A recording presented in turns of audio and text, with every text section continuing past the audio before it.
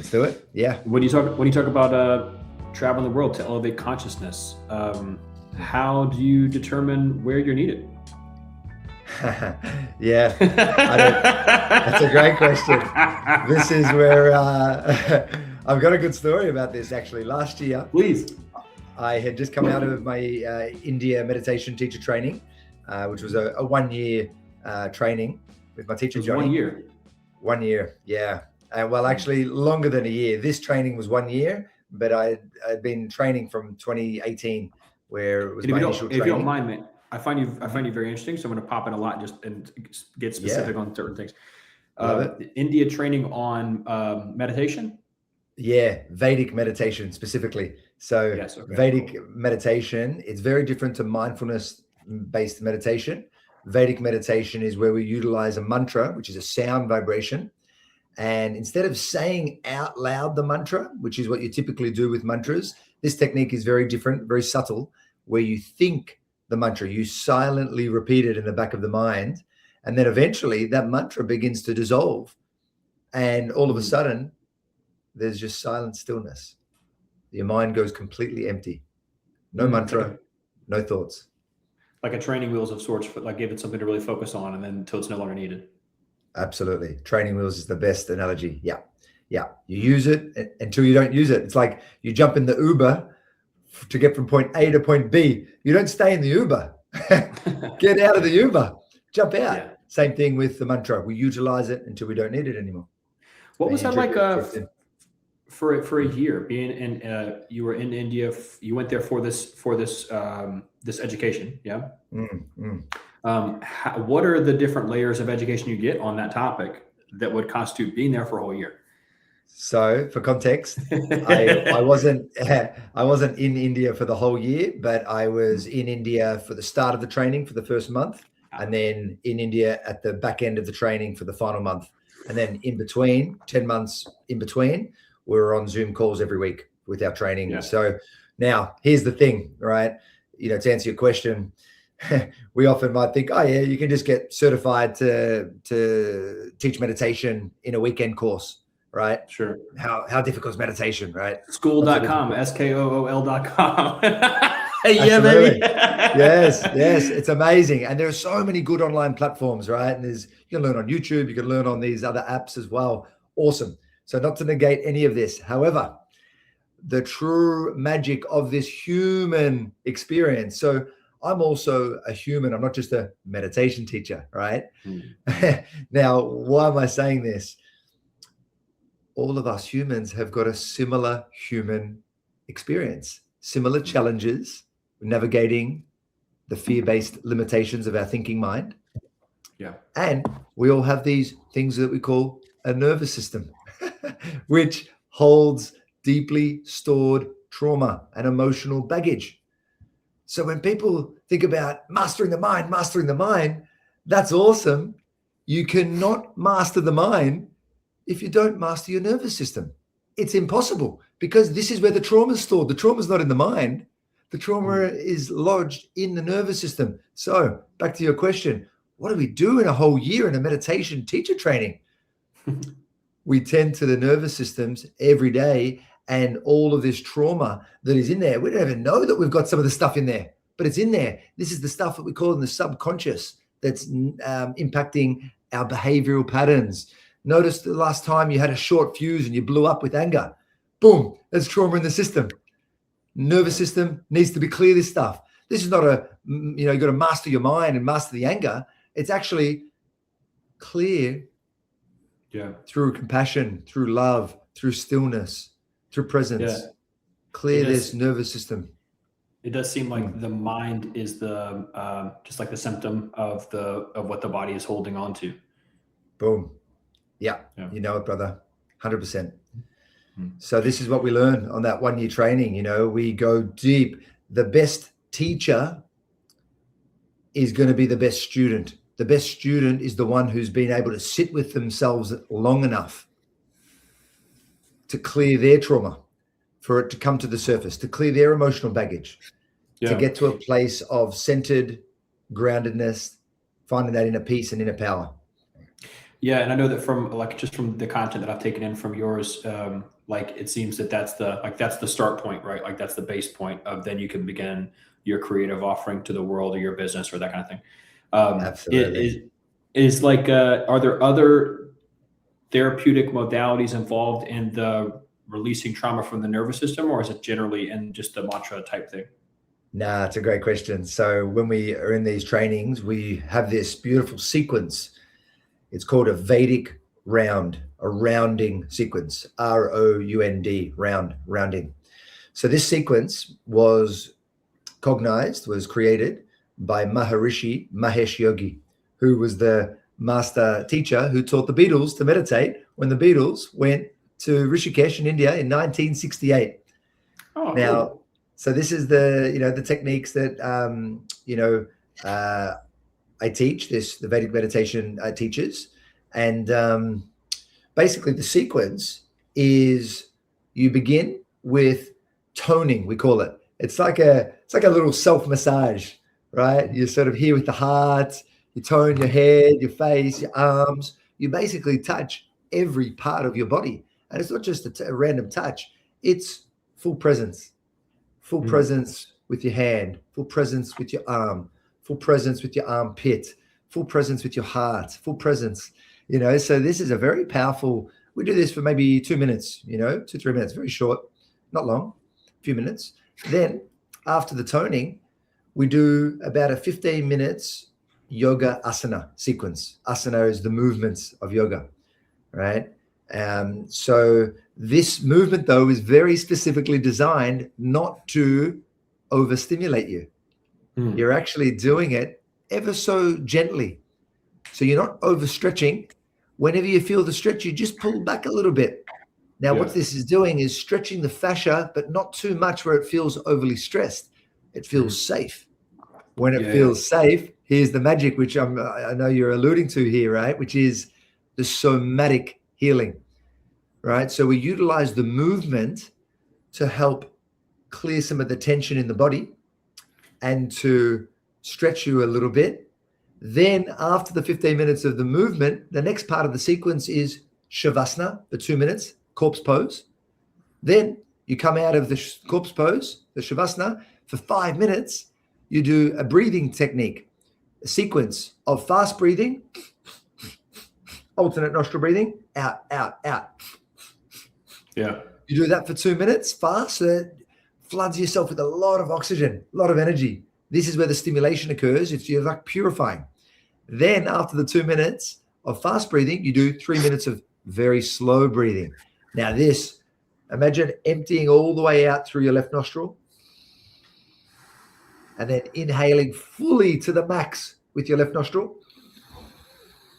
And when you hold, then you exhale out through the right nostril to empty. What's the thought process behind that alternation of the nostrils? Yes, great question. So we are beings that have two sides to us, masculine, feminine. We have two channels, the masculine and feminine channel in the yogic wisdom tradition. We call it the Ida and the Pingala, which are representing the masculine and feminine energy channels. That's the best way to look at it, energy channels. So when we do one breathing through one nostril, you're balancing that channel. Let's say your feminine channel. Then when you do the other nostril, you're balancing the other channel, the masculine, the polarity, the feminine. And so when you do that really slow, you are balancing your left and right hemispheres of the brain, and your whole body comes into balance and a deep sense of calm. And remember, we've done this before we've even begun the meditation, right? We've done the movement, we've done the integration of shavasana, then we've done the breath. Then after that slow 3 minutes of breathing, then that's when we begin the Vedic meditation utilizing the mantra. You're already in a very deep place. And then the mantra again takes you even deeper. So then you do 20 minutes of the meditation, sitting upright, back upright. Yeah. Then after the 20 minutes, 10 minutes of final shavasana, corpse pose, laying on your back. This is so powerful, the shavasana, right? Yeah. In yoga, you have a 60-minute yoga class often. It's too short to be able to have, they focus too much on the asana, the movement in yoga, and they forget the 8th limb of yoga. There's a great book here, the Yoga Sutras of Patanjali. Have you heard about this book? I haven't. Please share.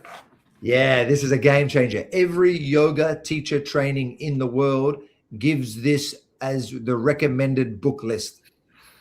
The Yoga Sutras of Patanjali. So Patanjali was a great master. He lived about 800,000 years ago, like approximately that time. And this is when that sort of 1,000 years ago, you said? Yeah, about that time. So a long time. And he recognized that this wisdom had been lost. People had forgotten the practice of yoga and dharmic living, living aligned with your heart, aligned with your purpose. People had forgotten how to harness, the nature, how to clear and purify their mind. People had forgotten how to get into their body, right? So he created this book, which was just a very simple, 8 limbs of, hey, this is how to live. This is how we can harness our energy. This is how we practice every day to sustain this state of inner peace. And this was it postures? Well, postures is one of the limbs, but then it's breath work. Then it's bringing your senses inward to meditate. The final limb of yoga that's Patanjali outlines is the final one is called samadhi. Samadhi. Have you heard about this word before? Samadhi.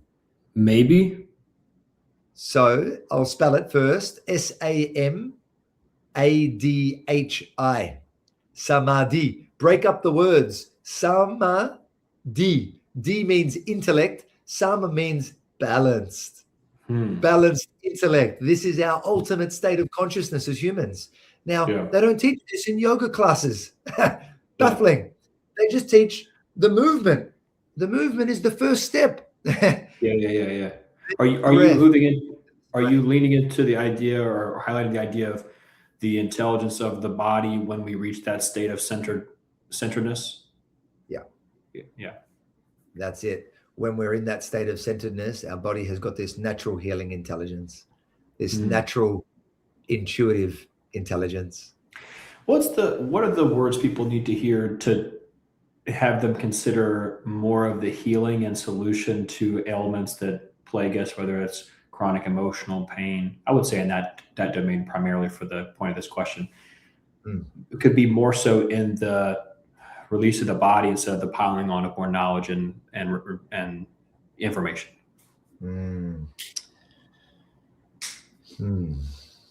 It's a good question. So what would people need? Because true. Knowledge at this point of the game, we're flooded with too much knowledge. That is not the answer right now. The answer is, what's going to anchor people to get back into their body, to practice, to know that this is, where the magic is. So for me, a little reminder, I use a little tagline, which is get out of my head, get into my body, get into my heart. Yeah. This just reminds me, it anchors me.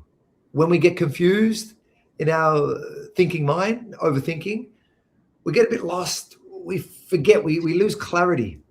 So in order for me to maintain clarity, I remind myself, Nico, get out of your head, get into your body. How do I get into the body and why? How do I get into the body? Movement, dance, exercise, right? Whatever movement, make sure it's joyful. Don't just, if you hate going to the gym, don't go to the gym and do your movement. Go for the walk in the woods. Go the walk up the mountain. Get on the bike. Whatever, go for a swim. Move. Just move your body. And it seems like the clarity that we're seeking too is almost like a natural state of, I think you mentioned it in one of your pieces of content about acceptance. Yes. Like there's a deep acceptance that then gives way to this piece of being. And you really, I know that I've struggled with that, like trying to find certainty in the mind and thinking my way to certainty instead of just being present with what is and widening my heart enough to accept it. I think that one of the things that maybe Michael Singer writes in his book, The Untethered Soul, says something like the mind chatters when it doesn't like the truth of the heart.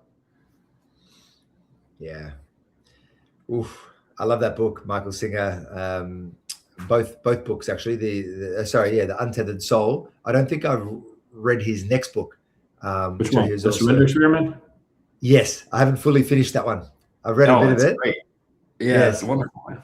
Okay. I mean, what a cool story, man. Like just a guy that the whole thing is like him just deciding to give his yes to whatever life asks for him.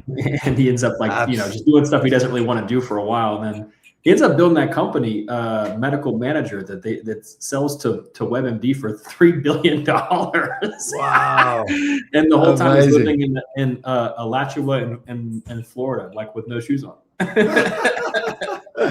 Man, that's amazing. What a life. What an experience. What an experiment. Hey, Braxton, just wait for 1 second. I just want to plug in this light. I realized that the light, I just need a bit more light here.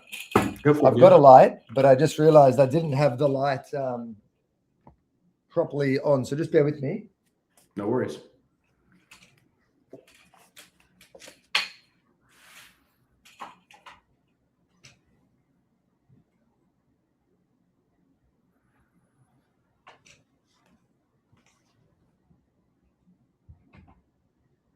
All right, there we go. So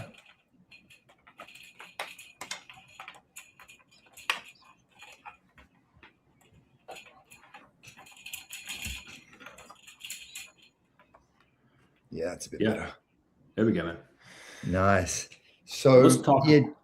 Yeah. Just I want to circle back to because I think it's such a great question. We get a bit like confused on where to anchor ourselves and what to do and when to do it. And so we said about, get out of the head into the body, but why? And you alluded to it, right? You tried to get to the answers and solve the answers with your mind, thinking about it. This is where most people try to do this. Now, Einstein had a great quote: "No problem was ever solved in the same consciousness that created it." So in other words, you can't solve the problem from the problem state. This is the downfall of most of our humanity. We're trying to solve our problems by thinking our way through it. That's the problem. The problem is we're in the mind. The answer: go beyond the mind into your body, into your heart. Gratitude. Great practice to get into the heart very quickly. I think that one of the things that helps me tremendously here, Nico, is that I remind myself what I'm after is a feeling, and the feeling is in the body. So if I'm up here and I'm anxious and I'm stressed, what I'm after is a feeling of certainty. And a certainty is a feeling of safety in the body that says, I have been through really challenging things and I made it through the other side. Here I am in one piece, and I'm sure that whatever comes, this feeling of groundedness and breath is something that I'll return to. Or safety, the feeling of safety in my body is what I'm after, not imagined safety in the mind. Yes. Boom. I love it, Braxton. That is such beautiful wisdom for all of us to hear, and that's where the safety is, here in our own hearts, in our own bodies, always. Yeah, I think it's like, I think that's probably just as always a really good come home reminder for me. And because you try to get lost in the mind, you try to solve it in the mind, you try to think yourself through it, when what you're thinking yourself to is trying to get to a feeling. And that feeling is something you can generate right now. And you'd be better off spending your time, instead of thinking, spending your time practicing and deepening the groove that accesses that feeling inside your nervous system already. Yeah. For a lot of people though, Nico, like, why do you feel like they don't want to go inside and feel? Is it from past experiences or trauma or pain or things stored? Is it scary in there? Absolutely. Well said. It absolutely is for people. As soon as you sit still, this is probably the biggest challenge that people face with meditation. If you haven't dealt with any of your unresolved trauma and deeply stored emotional baggage, and this could be a breakup, from 5 years ago, or you got bullied in the schoolyard when you were 10 years old, and you're still carrying that in your nervous system.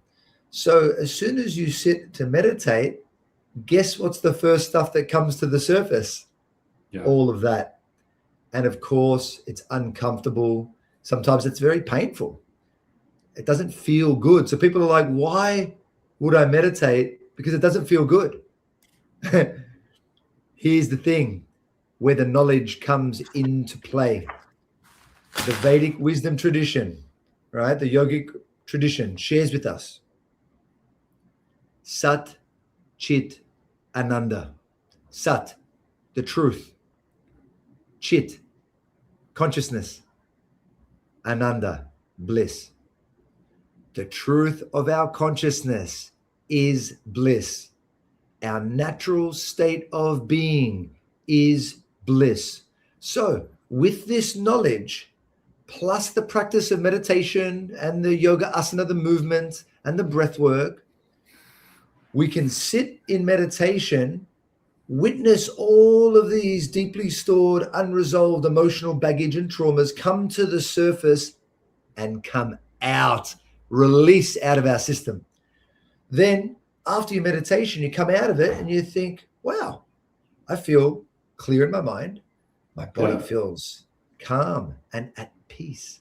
And I feel quite energized. Cool. For the people, though, that are just starting this, Nico, they don't feel that way yet. They're still on level 1, which is I feel overwhelmed, stressed, and freaked the fuck out because it's scary in here, and I don't feel like I'm big enough to be able to metabolize these emotions that are coming up. Mm-hmm. And this is what's great about having a teacher with a good technique, with an amazing supportive community. This is a game changer. Have you ever played sports growing up, team sports, Braxton? Yeah. Amazing. What do you love about team sports? Is like your team. What do you feel when you're in the team? Yeah, it's always good interacting with other people like in a common goal. You know, you feel like a nice sense of camaraderie. Boom. Nice sense of camaraderie, a feeling of support, family, home, safety. Yeah. So when we have that in our community, we're all going with a shared similar goal, which is expanding our consciousness to realize our true potential, our true divine nature, to master our mind. When you master your mind, you master fear. When you master the nervous system, you master fearlessness, you master peace, you master groundedness and centeredness, right? Then we're really connected to our creative intelligence that's flowing through us. And that's that innate intuitive intelligence. We all have it. So it's layered to this. What do you mean you master fear if you master the mind? Yeah. So in our natural state of awareness, our baseline, we mentioned before that the yogic wisdom shares with us that our natural state of being is bliss. Our natural state of consciousness is bliss. In this bliss, it's also a state of love. When you're in a state of love and bliss, fear completely dissolves because you're empowered, you're in your power, and fear just dissolves.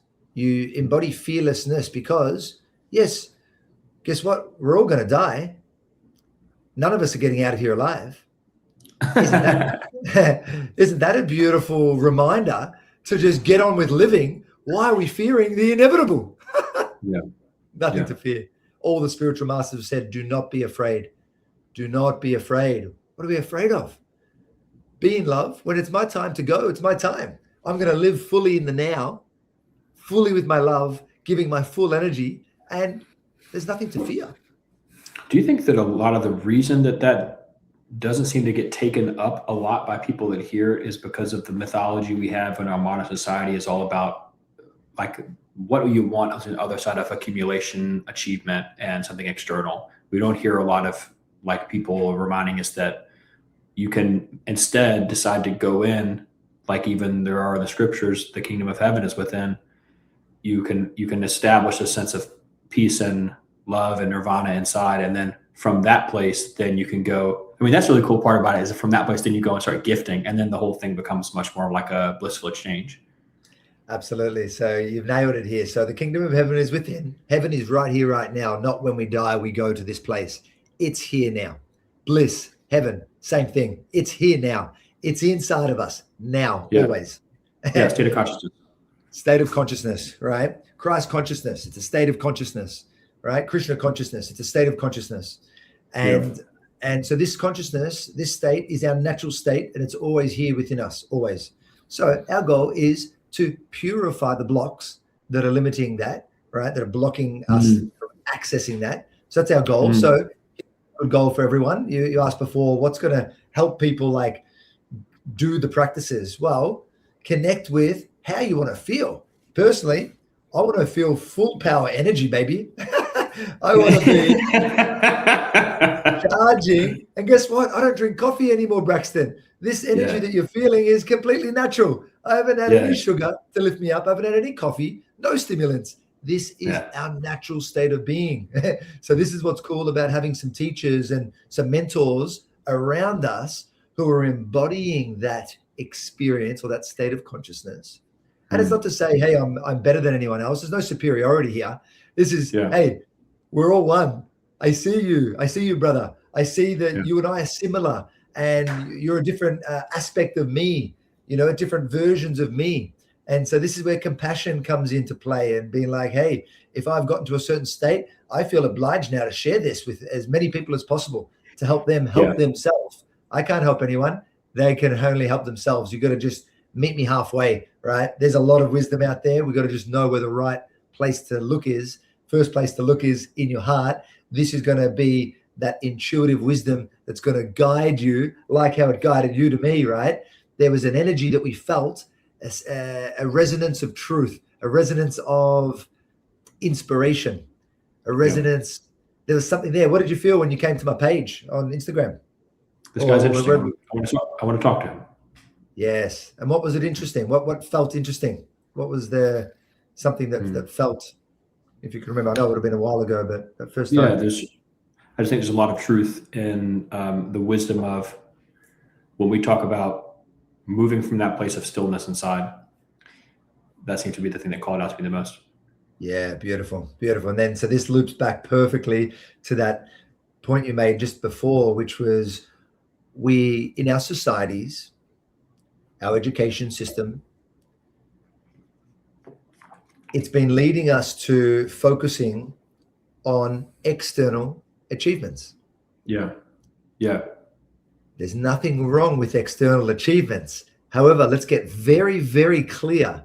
These external achievements are not the source of our deep inner fulfillment. I want to repeat that because people need to hear this. This is why you see billionaires who are feeling empty inside. Our achievements externally are not the source of our deep inner fulfillment and deep inner peace and contentment. Yeah. We need to do that work internally, cultivate that state, and then watch our internal state start to impact our external achievements. Because what you said, you start to bring this fulfillment to the world rather than try to get from that experience. You're giving to the experience. That's such a different frame, Nico, and I appreciate you touching on that, man. Like I don't feel good, so I'm going to try to achieve enough to feel better becomes empty. The next layer, the next chapter in that one, I think is like, I don't feel like achieving anything because I've noticed that there's an elusive quality to any achievement and I will never feel any different than I am now. And then the third one is like, okay, well then if there's nothing I can consume to bring into my body that will make me feel different, how can I begin to touch on alignment inside? And like you said, purify the blockages, clean the blockages out that are limiting me from experiencing heaven, experiencing bliss, experiencing love. And then I think the fourth and final chapter is like, now you're back in the game because now you have something to give instead of ravenously searching for something to get. Oof, yes. And all of the masters say the secret to living is giving.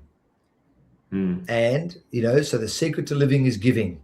Now, the first thing is, though, as you said, we've got to find that stillness.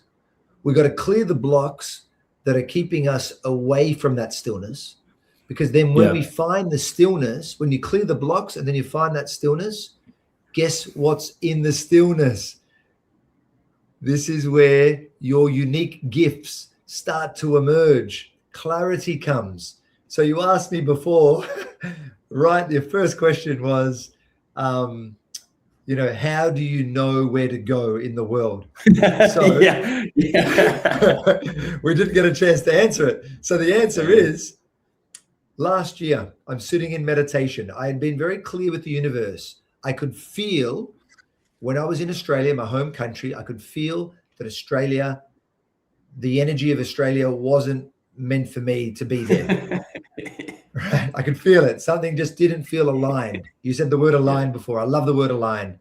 Everyone needs to have this word as our main word to remember. alignment. It's going to help with our careers, our relationships, our health, our energy, alignment, everything. So I asked the universe, because it didn't feel aligned being in Australia. It was like I was there until the next chapter, and I didn't know where the next chapter was. So I asked the universe, please send me clarity on where I should go. I said, I'm surrendered. I'm open. Use me. I'm being of service. I know what I've got to share and offer. I'm ready to give it. Put me where you think is best. That's what my clear connection, what I shared to the universe. Then, like with all manifestation, let it go. I wasn't keeping ruminating on it. Where's my spot? Where's my place? I was meditating one day. My mind is completely empty. I'm in this state of stillness. And all of a sudden, Dubai pops into my consciousness very clearly.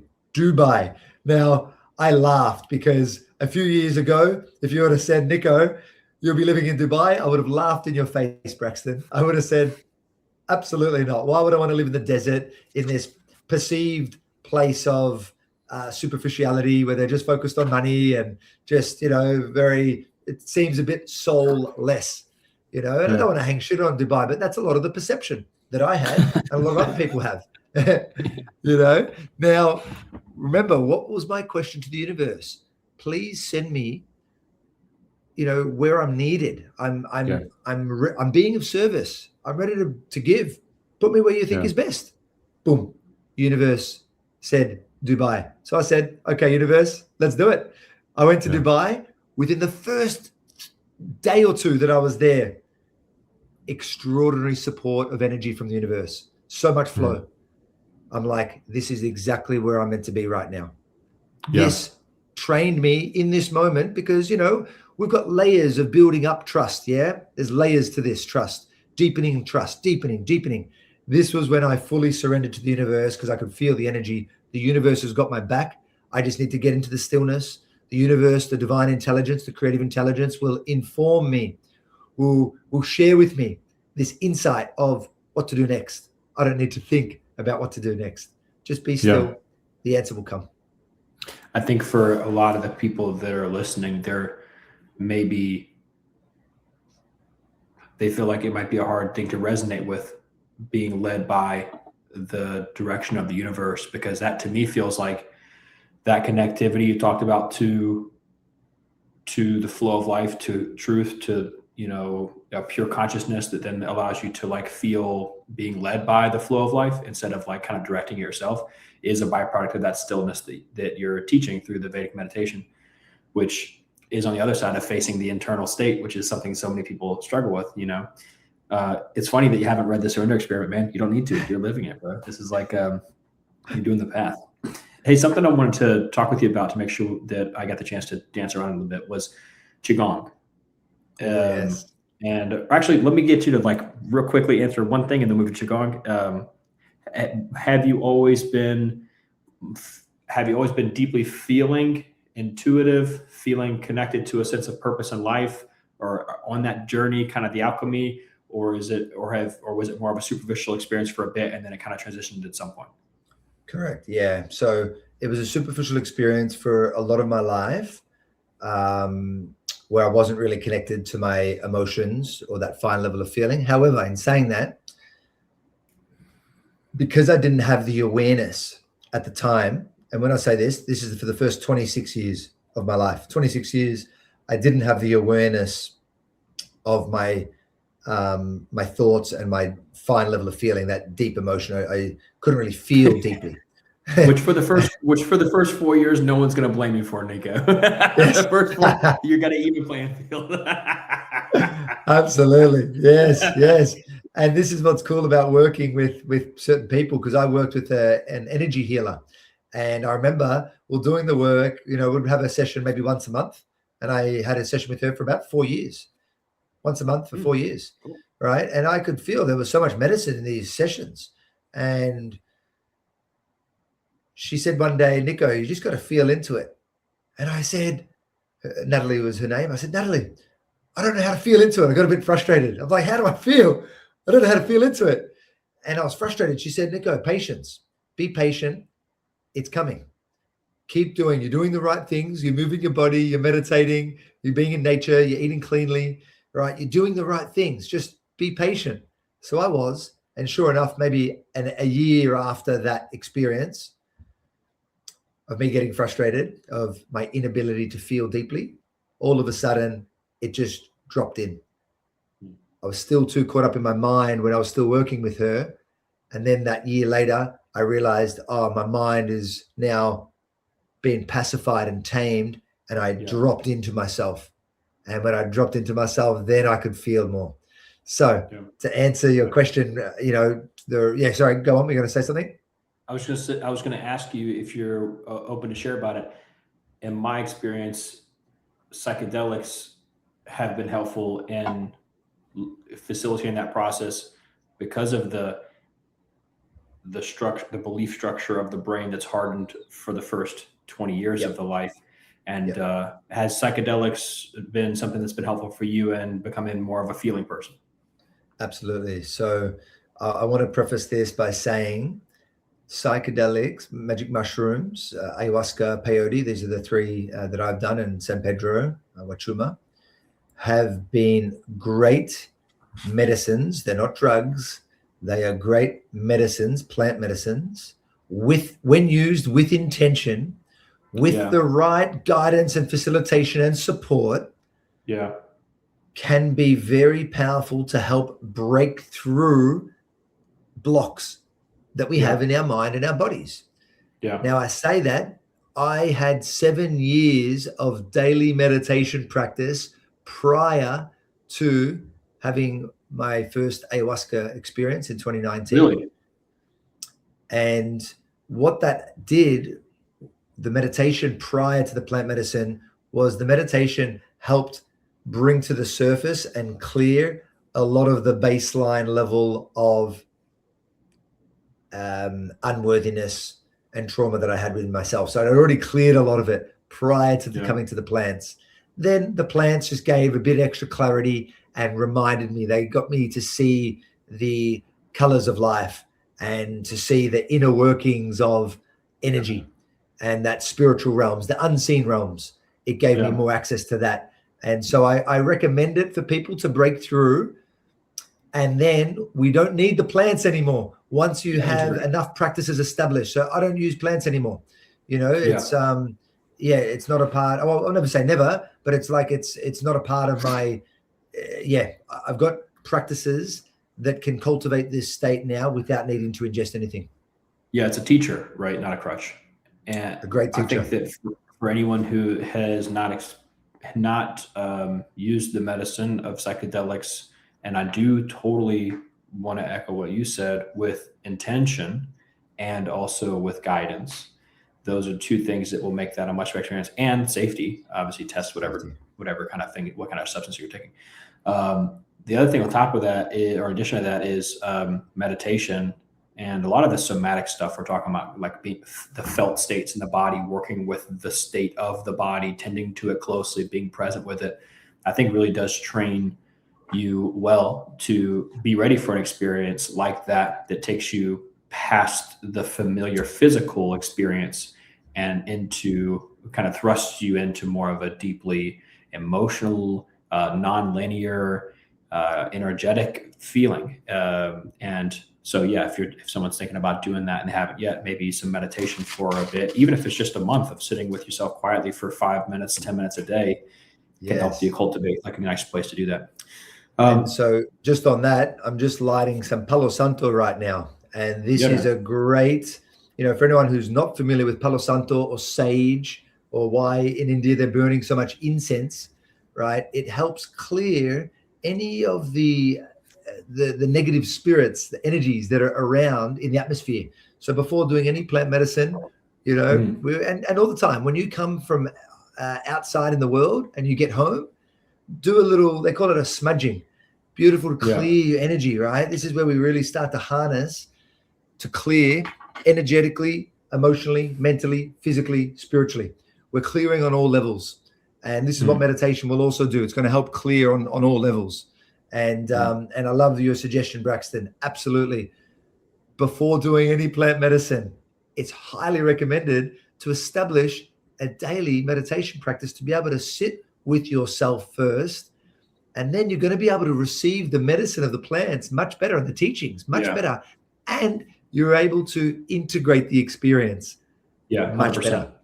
This is the downfall 100%. with a lot of plant medicine communities. They don't teach the meditation part and the integration part enough. Yeah. And two, like I think about it like, a really, really beautiful medicinal experience of sorts can really clean you out in a lot of really good ways. And if you have someone coming to your house to clean your house, you do tidy up before they get there so they can get to the real work, Yes. So, yes. That's the best analogy. I love that so much. Yes. Keep cleaning your house. Yeah. Beautiful. Spend a few weeks cleaning before you invite the real cleaner over. They're going to power wash it. Absolutely. Yeah, man. So Qigong. Okay. Yeah, Qigong, man. That's something that just to kind of tell you where I'm asking from, for the last year and a half or so, it's been like I'd say almost every day for like 9 months, like a 10-15 minute Qigong practice, mainly working with like foot breathing and learning to circulate the energy through the body. And that's impacted the way that I think it retrained my body how to breathe and how to be in my body, really like lower my consciousness, which if you're listening to this and you're like, fuck you mean lower your consciousness? Like, you put your feet on the ground and just while you're listening to this podcast, you become aware of your feet on the ground, just kind of your attention is less of just scattered around and it starts to just subtly settle a bit and your attention is drawn a little bit lower instead of just kind of like all the brain. Go for it. Can I pause you there for 1 second? It's funny Please. About the use of words, how they can be misinterpreted. So in that case, instead of maybe saying lower our consciousness, I'll use awareness, bring our awareness down. Yeah. But then, because what we're doing really is expanding and heightening our consciousness. But we're just bringing our awareness or our attention down to our feet, and that's what's so good about Qigong. It's such a grounding practice. So sorry to interrupt, but keep going. Please add anything. Is what you see more so that the awareness is kind of here and you're stretching the bottom of it to encapsulate the feet too? Yes, boom, more wholesome, inclusive of the whole experience. Which that's also seems to be a really interesting like subtlety to a lot of the Qigong practices. And just like when you're adding in different bodily awareness facets, so like be aware of the feet, be aware of the knees, be aware of the back of the head, not like you're swapping to different spots with a flashlight. Now you're aware of this, but instead you're trying to see if you can expand enough to be aware of them all at the same time. Yeah. Yes. So here's the thing about the Qigong and meditation, how they're linked. Most people, if they just started a Qigong practice right now without any meditation, a lot of people, the mind, let's say someone says, bring your awareness to your left knee or to your feet. But then the mind's thinking about what you're about to eat for lunch. And then the mind's going to that work list. We haven't yet purified enough of the mind to be able to sustain our awareness. This is where things like Qigong or body awareness practices can be challenging for people. What we do with Vedic meditation is we start with samadhi, that place of even, steady intellect, the unbounded consciousness. We start from that. So we expand your consciousness field first, and which purifies the mind. Then we say, connect with the breath, connect with the body. It's easier because your mind has been already purified. So that's our approach, inside out. Whereas Qigong then, it makes it easier because it's so powerful, Qigong, to move. That's what ultimately we're doing, is learning to harness energy in our body. And this is what Qigong means, the refined skill of harnessing our life force energy. And is what you're talking about there, Nico, that you're saying it's helpful to cultivate some sense of like a stillness practice in the mind before then you begin to lend that awareness to the state of the body? Yeah, big time. Yeah. Okay. If you're a long time Qigong practitioner, you don't need that anymore. But early on, we really need to like purify this, because there's just so much incessant overthinking, overanalyzing. And that's the block it's blocking our awareness to be able to connect with all these parts. I love something you said in one of your pieces of content on Instagram that is saying like my brain's too active to meditate. Like I can't meditate and my brain's too active. My brain won't shut up. Is like saying I can't stretch because I'm too stiff. You know, you need to. That was really clever, man. Thank you, my bro. Yeah, it's nice to use a bit of humor, right? Because when we use these analogies, that's why I love your analogy of cleaning the house. It's so true. If someone, if the divine, if God is about to knock on your front door right now, what would you do? You would clean up the house just to make it a bit prettier so it's welcoming for your guest. We should be living like this every day. And a good analogy here is the mind is the mess. The mess in your home is like the mess in your mind. So we need to tend to the mess, purify it, clear it, and then you can sink in it, man. You got to clear the floor. You can't. You got a hoarder floor, man. You can't sink through it into the body. It's too cluttered, man. Yes. So, Qigong, like what I'm interested in to chat with you about, dude, is define Qigong. Yep. So energy practice. First let's break down the word Qi. Qi is pronounced Qi. Qi. It means life force energy. Isn't it interesting that in the English language, we don't have a word for this? We just say energy, but people are like, what kind of energy? Electric energy. People don't know in English. So in India, they call it Kundalini, which is Qi, life force energy, or prana. Prana is another name. Kundalini, life force energy, prana, Prana, prana. So all of these Eastern traditions are very aware of this life force energy. And the other word, so Qi and then Gong, Gong, means the refined skill. The refined skill of cultivating our life force energy. So this is it. Qigong is an energetic practice, a movement practice, a breath practice, an awareness practice. It's a very all-inclusive energetic practice to energize ourselves, to open up, to harness more energy so the body is open, calm, and has got this free flowing energy running through it, which is our natural state of awareness. How would you compare and contrast the nervous system and the what do people call it, the grid of sorts of the meridians? Could you explain what the meridian part, and then maybe compare and contrast how emotions are processed via the nervous system or the meridians, or like where we go to when we're trying to work on metabolizing difficult emotions and purifying and reaching higher states of energy? Yes, beautiful. So firstly, I want to say that I think there's going to be someone more expert in this space to give a better definition than me, specifically around the meridians. I've got decent knowledge, but there's going to be an expert who can explain it better than me. Gotcha. However, I'll give you my awareness, my understanding of it.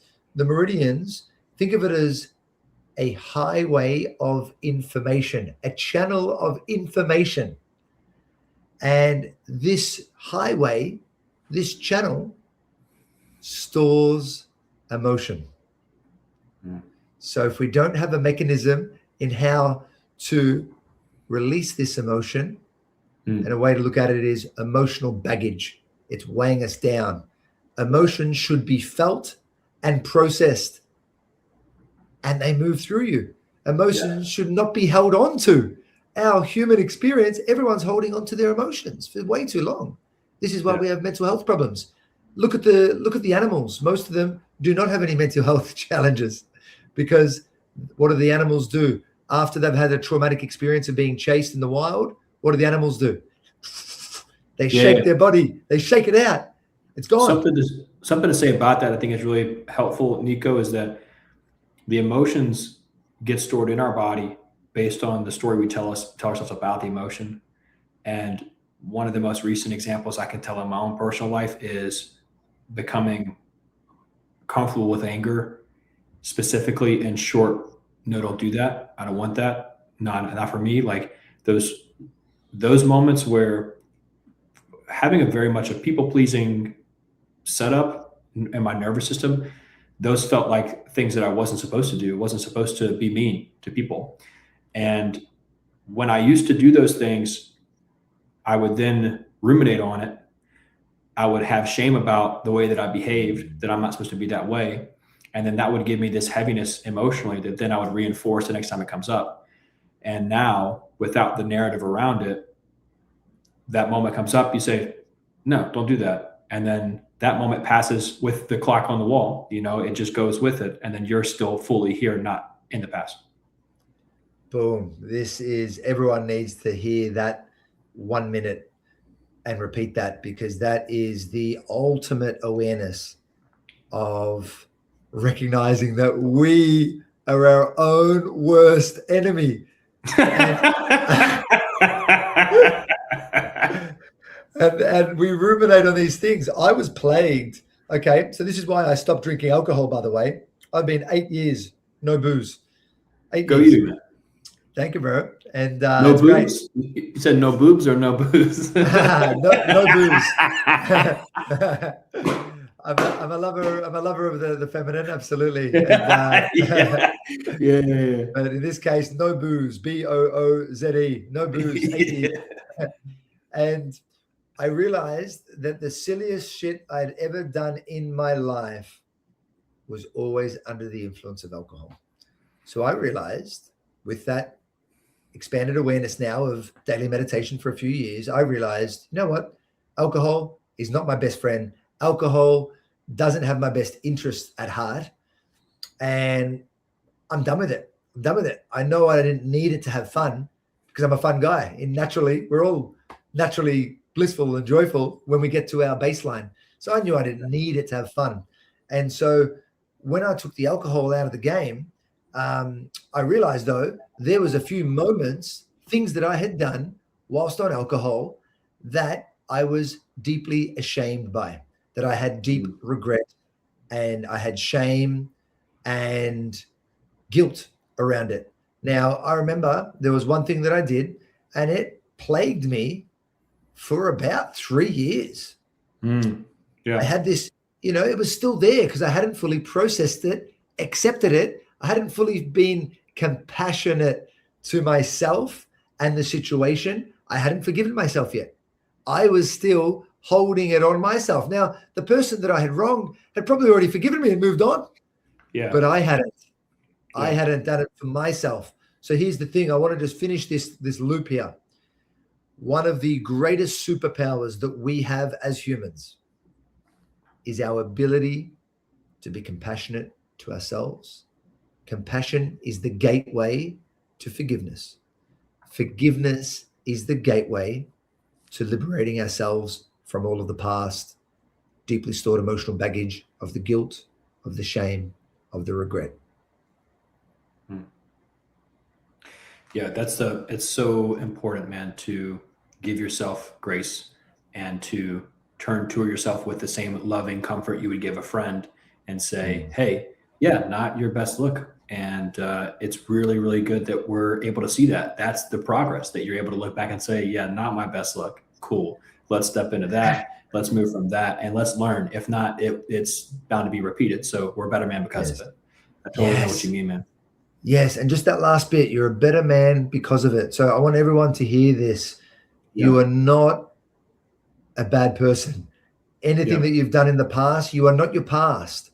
You now are the person with this past experience, this wisdom from the experience, and you have chosen, you've made a clear distinction. I am not that version of myself.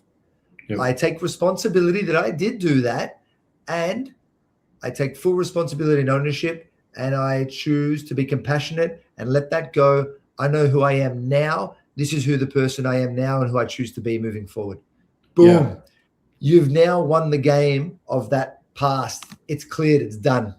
Yeah. And because if you would have known that, then if you would have known what you know now, then you would have made a different decision that moment. And that's the point right there. And Yeah, I think there's such a freedom in that, man. So I'm glad you highlighted that. Just last thing on that, because I Yeah, feel go our for it, man. society punishes people, right, and puts them in a bucket. Oh, this person did that, forever outcast. Now, what's interesting in a place, some of the tribes in Africa, whenever one of the tribesmen, one of the people in the tribe, have done something wrong that is not aligned with their nature, their true nature, they, instead of punishing them, they bring them into the circle of the community and they remind the person of who they really are. You are a loving, compassionate being with this amazing creativity. We love you. And this is who you are. And then instead of feeling punished, they're like, oh, yeah, that thing that I did, that's not me. I did that because I was in fear. I wasn't embodying my true nature. This is what we need to start to do as a society now. I love you, bro. Hapano, is it Hapano or something like that? The Hawaiian prayer is Ho'opono, yes, which is similar to this. It's a bit different. It's basically, I'm sorry. Yeah. I forgive you. I love you. Thank you. Beautiful. I'm sorry. I forgive you. Or please forgive me, right? I forgive you. Yeah. Please forgive me, right? I'm sorry. I love you. And thank you. Yeah. Thank you for the experience. Thank you for the lesson. Thank you for the wisdom.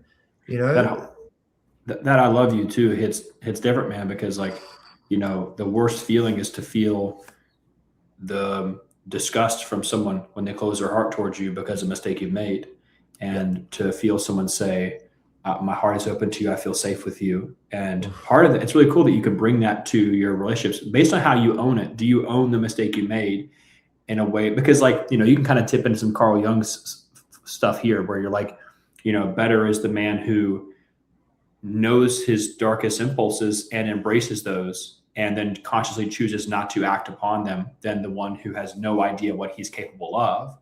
Yeah. And, you know, there's a degree of safety. Although it might be a little counterintuitive, there's a degree of safety around someone who identifies with some of the capacities for, you know, malevolence and chooses to not be that than someone that says, I could never and I would never, because that's probably the person who is on the pre-side of that mistake that would teach them that they are capable of hurting other people.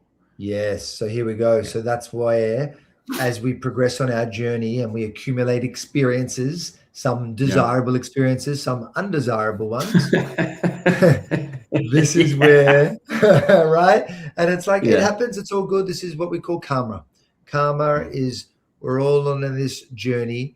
And the universe, some people think karma is punitive. Karma is actually corrective action. It's like the universal mechanism where the universe just gently taps you back into alignment again. And if you don't listen to those gentle taps, the universe will start slapping you a bit harder. Yeah, all right? And so this is where we call the cosmic joke, you know, the cosmic dance. Like, can we laugh with that and be like, okay, where have I not been listening? Where have I been ignoring the universal signs? The signs are all around us, by the way. We just weren't aware to detect them. That's why I focus so much on meditating every day. Keep expanding your awareness so you can start to detect all the signs. The signs are everywhere. So you can live in God alignment right now expressing to me. Yeah, sorry, alignment, was it? So that you can live in alignment, so you can skip the suffering of it.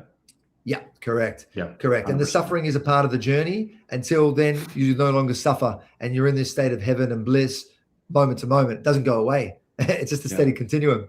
And compassion, though, is the greatest teacher for me, and many great teachers. Patience is another one. But compassion is the real big one, because with compassion, if you truly embody compassion, you can truly now let go of the past. Most people are still ruminating in the past. They've got that stuck emotion in there. It doesn't exist anymore, man. And the only reason it does exist is because you're holding on to it. You're afraid to feel it. And one of the coolest things I think that's really empowering is that, you know, because you're a better person on the other side of those experiences, whether it's experiences that you did and now you learn from it, or it was things that happened to happened to you when you were less experienced as a person and you were not able to metabolize that painful experience. The easiest example would be like childhood abuse. You were a tiny person. There were these huge giants that were doing this thing to you and you couldn't understand it. You couldn't let it go. You're bigger now and you're safer now. and you can bring that feeling up, and you'll find that you have the capacity to unpack it and then relieve yourself of it because you're more experienced, because you're a grown up now, which is really, really cool stuff, man. Oh, I love that. Nico, man, I've got so many wonderful jot downs from our conversation, and I sincerely, I feel it very strongly, brother, that you are living life on purpose. You're doing the damn thing, and I commend you for that. I respect you, man, and I really appreciate your time today. It's been really awesome to be able to chat with you. Amazing, Braxton. Thank you to a fellow brother. I see you, brother. I love your line of questioning. I love feeling your heart, your curiosity, your passion for what you're doing and sharing this wisdom with the world. So thank you, my brother. I'm here to support every step of the way for you, for your community, and keep on listening, keep on purifying the mind, keep on coming into this place, get out of the head, into the heart, into the body, and life is just going to get exponentially more blissful and experiencing that heaven on earth, baby. If somebody listens to this and they say, I like the way Nico talks more than Braxton, I want to listen to more Nico stuff, where should they go to get more of what you're sharing with the world? And there's never any comparisons, by the way. Braxton's got his magic. I've got my magic, if they listen to this conversation and go, I'm going to go with them. Where do they go, man? Where should they find you on Instagram, on the website? You got another course coming up with the teaching, or what?